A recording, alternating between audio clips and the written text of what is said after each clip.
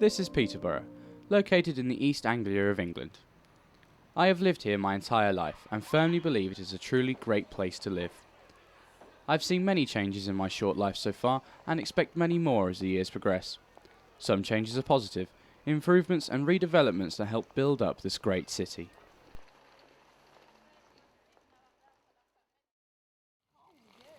This is Joseph. He lives in Peterborough with his girlfriend Tammy and their two children, Malika, who's 3, and Adija, who's 1. He moved from Zimbabwe to England in 2000 and has been attempting to claim asylum for the last 8 years. We asked Joseph why he ended up seeking asylum in England. When I left Zimbabwe at the time, I had been involved with the Movement for Democratic Change as the opposition political party in Zimbabwe. And I came here on the basis that I was going to try and find myself a place at the university and further my education and maybe reside here. But as time went on and after my passport got lost and stuff like this, things were kind of changing in Zimbabwe. Everything shifted. Farm invasions, people's human rights were being violated in Zimbabwe. A lot of people were getting beatings.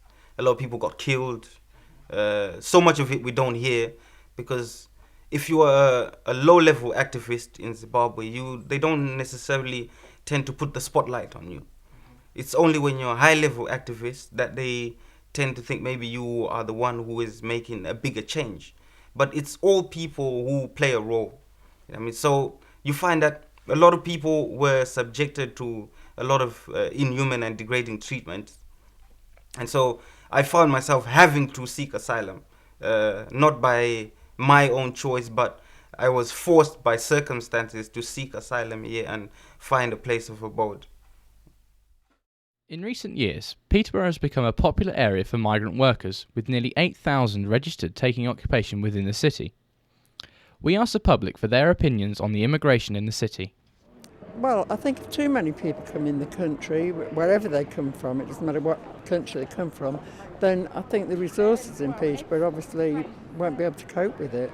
At the end of the day, it's not the police to be blamed why they're here, it's the government because they should have planned. You know, I think they should have, at least before they know these countries were going to join Europe, beforehand, they should have trained up a few nurses and doctors to speak certain language, at least the basics, teachers in the schools and stuff like that, prepared people because it's costing the taxpayers loads of money in translators, for interpreters and stuff like that. And also the information that's given to normal people about people that come into the community create hatred towards these people. Well, I think generally we're losing control of immigration altogether. We're getting too many people coming over here and we don't know who they are. I mean, I don't mind if there's a controlled system, but we're basically getting too many. And they come often to do jobs which are probably not really what they're qualified, in fact they're overqualified to do, but they take menial jobs that nobody else wants to do. They take jobs just to earn money. I think it's fine. I mean, if their country isn't good enough for them, they're welcome here. However, I do think that it would be best if they could learn to speak English as well, because it makes communication easier. Because it's not controlled, we have too many, and a lot of the numbers have been crunched, so the true figures are not shown, so we don't get the necessary funding to accommodate the people that need help coming in. Joseph has applied for asylum many times. However, each time his application has been rejected. He told us why he thinks so many people from Zimbabwe are unable to claim asylum in this country. People from Zimbabwe actually have come here to seek abode. Many of them, maybe some are asylum seekers and some are not. But because of they do get a chance to seek asylum, they tend to come and exaggerate their stories. You know, they tell it more than it should be. So you find that a lot of people who come and seek asylum, maybe, I believe maybe after 2005, 2006, a lot of people have had to tell a very, very graphic story about it because it's not like the Home Office does not know what is happening in Zimbabwe. They do know. They know what's happening in Zimbabwe. But it's the way that people, they come up to them. And project the issue, yeah. Some people would, because some people have been beaten, some people have been lashed in Zimbabwe. You know, they come with medical reports and all that and project this sort of an image. But some people who are asylum seekers were not beaten. You know, they were not beaten at all. But just because there's people saying that they were beaten. And they would expect everyone who seeks asylum to have been beaten. You know. So that's why I find that there's so many twisting there. And Yeah, and obviously if you were to come with a story that is a bit lighter or does not project that sort of an image, then they tend to think that maybe your case is not credible enough. They would automatically assume that maybe you do not have a problem. We asked Tammy how she feels the way the court case is being handled. I just think they're unfair, personally, because they don't seem to be taking into consideration that he's got a partner of 4 years and that he's got 2 babies and one on the way. The court's basically said that he can't stay here, and the judge basically wrote in his determination that he believed our relationship to be real. So he actually said, yes, this relationship is real. Yes, they have children, you know, but there's no reason she can't go and live in Zimbabwe. Well, there's plenty of reasons I can't go and live in Zimbabwe. How do I financially support my children? Who's going to pay for my medical expenses when it comes to my son's asthma and eczema? You know? They need to help people. I know people will look at me and say, oh yeah, you're only saying that because you're with someone that's going through it. But it's not like that. They don't help people enough. We've been to court 3 times with no financial aid, meaning we've had no legal aid at all. Twice Jock has had to defend himself in court because they refused him help. If it wasn't for a certain solicitor that we found, Mr. Acharya, I mean, we've had to go, this guy lives in Leicester, so that's how far we've had to go to receive some kind of help going to court. And, you know, this guy's fantastic. I've never met him yet. I'd love to meet him and shake his hand and say thank you. He allowed us to pay in instalments. Had it not been for that, I don't even know where we'd be today. Tammy has been with Joseph for the last 4 years.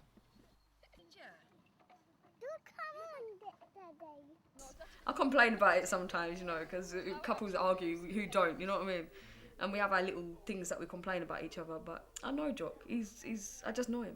His friends even laugh, yeah, because they'll say, Tammy just knows you, man. She knows exactly what you're like here. I just know. I know. You know? He's like my soulmate. He's not just my partner. It's like everybody laughs when I say this here, but I'm telling you, from the first time I saw him here and he smiled at me, I knew I was going to end up in a relationship with him. I know that everybody talks about love at first sight and says, no, it's a load of nonsense, but it's not, I'm telling you. I would never looked at someone like Jock here 4 years ago. He had his big beard, he had his nutty dreadlocks, he had this dirty green coat, this dark blue hat, but he was always smiling. He had nothing, but he was always smiling every time I saw him. And I just remember thinking, this man is lovely. And that was it. And it was weird because it just turned out we had mutual friends. And then that's how we ended up together. Since Joseph and Tammy have been together, their financial status has steadily worsened. With Joseph unable to work due to his asylum application being constantly rejected, the financial burden lies on Tammy's shoulders. Being a single parent, I'm on single parent benefits, I'm on income support and child tax credits. We get no financial support whatsoever from the government. My children need certain things, you know. My girlfriend needs certain things that only maybe a man can provide. Emotional support I can provide, but maybe not financial support. There are certain instances where you would find that we are short of certain basic necessities, but because I am not able to provide, we go without. I can't go out and buy my children clothes. I get £120 every 4 weeks. I have to use that money to pay for solicitor. Can you imagine? I'm given money for my children that I can't spend on my children. I am half the man that I'm supposed to be, or not even. I am not even half a woman, you know. He's not even being given the opportunity to go and work and earn his money to pay for solicitors or to pay for legal fees. He's being given nothing. He's being expected to do everything with nothing. I'm no one at the moment. I can't support anyone.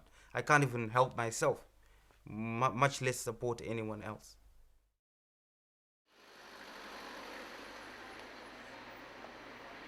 A recent documentary was broadcast about Polish people coming to live in Peterborough. We asked if people felt the city, its residents, and the immigration situation was being fairly represented. Well, they certainly seem to have concentrated on Peterborough, but I don't quite know why, because we don't really have any sort of racial community problems in the town. You know, we've had a history of good race relations, to be honest. It was rather positive about the fact that the Poles have come over to the country and agreed to do jobs which the English don't want to do. It showed another aspect of immigration, you know, what people leave behind to come, which was perhaps what people should consider. You know, the reasons why people come. People don't just one morning say they're going to come, then decide to come. They come for very good reasons. And I think that did show that they were leaving behind their families, their loved ones, coming to make a better life. Due to application being rejected on the asylum case, we asked Joseph and Tammy about their worst case scenario. If the Home Office decides to send Joseph back to Zimbabwe, how would this affect their family, especially their children, who don't understand what's happening? Obviously for the kids it'd be difficult because, you know, they see Jock every day since the day they were born, so obviously they're going to be asking me, especially Malachi. He's going to be like, where's Daddy, where's Daddy, where's... I mean, he says it now. If he goes at the house for an hour, he's like, oh, when's Daddy coming back, you know? So how do I explain to a 2-year-old or a 3-year-old that Daddy's gone and I don't know if he's even going to come back? I mean, I want to get married, you know. I want to be a family, you know. I want to have the opportunity to not sit here every single day thinking or not knowing where I'm going to be from 10 years from now. They can deport me whenever they feel to, so they can break up my family at any time. So I can't really take the word and say they do support the right cause. They don't. They speak about it, and yet behind closed doors they don't support it at all. I know it's not easy. I know there's a lot of cases and there's so many people that they have to go through, but they need to think, I mean, especially people in this situation, people with children, especially people with children, they need to study it more closely. Me, I'd be perfectly happy if 10 people from the Home Office came into my house and stayed there for a week, if they didn't believe me. They come, live with me, come and live with me. See my life, see my children, see how much they love their dad, see how much they want their dad here. And then think, how would they feel if it was them? Since immigration has been in the spotlight in Peterborough, especially in the media, we asked Mr. John Peach, the leader of the Peterborough City Council, about the issues caused by the increasing number of migrant workers coming to the city. It's bringing a problem in that, you know, unfortunately, we're duty bound to provide certain services for people that live in Peterborough. So, for example, if the families that are coming to Peterborough have a child of school age, we need to provide an education. The police need to provide a service. The health service need to provide a health service. So we have to do that because we're legally bound to do it.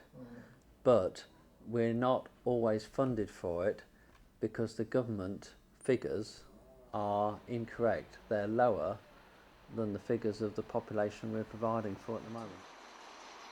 In Peterborough, we're having significant problems, and if you want more people to come to this country and come to Peterborough, you've got to give us the money which is rightfully ours, rather than carry on the fraud which the government are doing at the moment, paying us for a population figure that's 6 years out of date rather than the population figure that we're having to provide services for at the moment. Since Joseph and Tammy have been together for the last 4 years, we asked them both a question. What do people think of you as a couple? This is what Tammy had to say. I do get like sarcastic comments sometimes, you know, from my family and stuff like that, like, oh, he's only with you, you know what I mean, for his papers. But I know that's not true, because had that been the case, he would have got married to me when I asked him to marry me 6 months after we've been together. Now 4 years later, we're still not married, so I know he's not with me for his papers. Because that being the case, he would have done what a lot of people do. He would have just married me, you know what I mean, got his papers, end of story. But he didn't. We want to get married, obviously, but not until we can at least find out where we stand, because we don't want this criticisms from people saying, oh yeah, they only got married so he can stay in the country. Do you know what I mean? Yeah. I respect Jock for the fact, like, it's difficult to explain, I'm sorry. It's like I'd marry him tomorrow, yeah, but I respect the fact that he hasn't married me because now I know that he's with me because he wants to be with me, not because of his asylum case or because he wants to stay in the country. Recently, there was a documentary made by the Christian United People Ministry in Peterborough about EU members becoming homeless when they come to the city. Mr. Anthony Slack has been working to help them. Yes, we just recently made a film about a day out on the streets with the ministry, with the CUP ministry, and basically just to show some of the issues that are happening across the city with homelessness, with drugs, alcohol, and other problems that we have. So and now sadly our good EU members that are sleeping in rough conditions in the city. So we very much felt that we ought to sort of put it into film format and onto DVD, and we've just completed that at the Peterborough Regional College, and it's just been edited, and the film will be made available very soon. If you can imagine waking up, you know, early hours of the morning with frost over you, or the rain coming down on you. Some of the things that we see people going to the soup bus in the evenings at 7:30, and they're eating out the back of a van. Now if it's raining or the snow's coming down, these people, while they're eating the only food that they get, the one meal that they probably do get a day, they're getting soaked, they're getting wet, and they're freezing cold while they're eating in these conditions throughout the winter. And then they have to go back to their bushes, to their sleeping bags, to their blankets, with their clothes wringing wet. And then sadly, sometimes when we see them the next day, when we meet up with them, you know, you go to shake a man's hand, and you go to probably touch his arm at the same time as you shake his hand, and their clothes are wringing wet still. 11, 12 o'clock the next day. It was a glorious summer's day at Gosling Farm. Stan decided it was a perfect weather to give Patch a bath. After filming this documentary, we went back to visit Joseph and Tammy, who had recently had their third child. By the time he got back, Patch was gone. Don't tell me he's run off, Bromston. Their problems remain unresolved.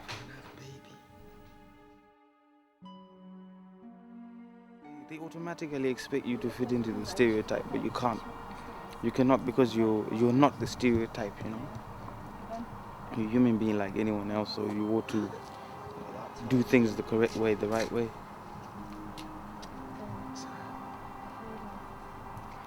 But we've got to soldier on, man. We've got to soldier on, man. Yeah, we have to soldier on, man.